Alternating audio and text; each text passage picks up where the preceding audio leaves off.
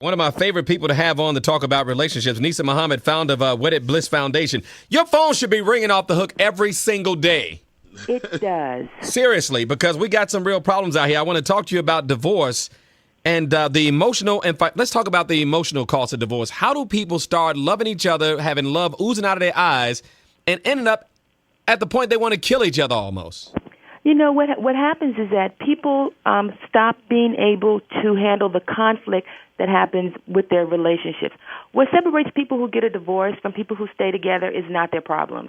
It's their ability to manage the conflict that happens in the relationship. But can't you decide at some point, Nisa, that this is not working? One or more people decide. Usually it's only one person. See, that's what the problem is. Right. One person wants to go, the other person wants to stay, and then the person who wants to stay is mad at the person who leaves. How do we resolve divorce if we know it's something that one or more people in the relationship want to do? You know, that's really the issue, and I think part of it is that too many times we give up on our relationships without seeking any help.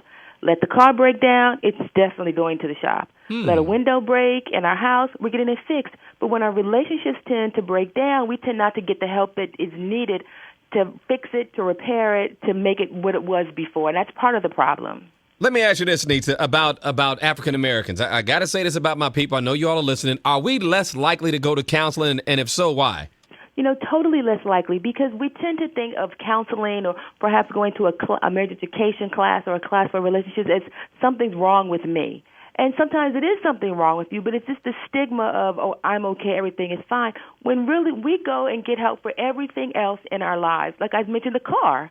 You know, if something's wrong with the car, we get it fixed. What is it with African Americans? Is it a man thing? Is it the women? Is it both people? Why do people of color, why are we less likely to go find help?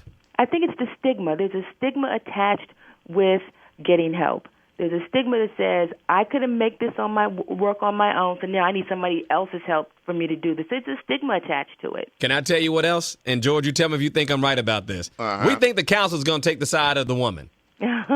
As a man, you always suspect if it's a female counselor, she's going to take the woman's side. That's it. We do believe And, in you our know, minds. and I agree. I think you're absolutely right. And I think one of the things that makes our classes so successful is that we have two people teaching, a man and a woman, so that nobody can say, well, you're biased. Yeah. Good. So let me ask you this about divorce as well. When it comes to the kids, there's nothing more important than the kids, Nisa.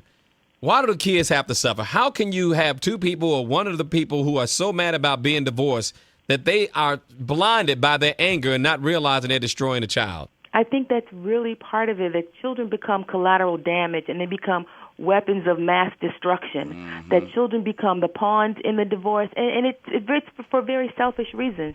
People feel like, well, if I'm hurt and I can't make this work, then you're going to hurt, and everybody around us is going to hurt as well. Because I'm thinking about the man who usually doesn't get custody, although there's a lot of men out there who do have custody. The man who doesn't, boy, that woman could punish him like you would not believe, boy.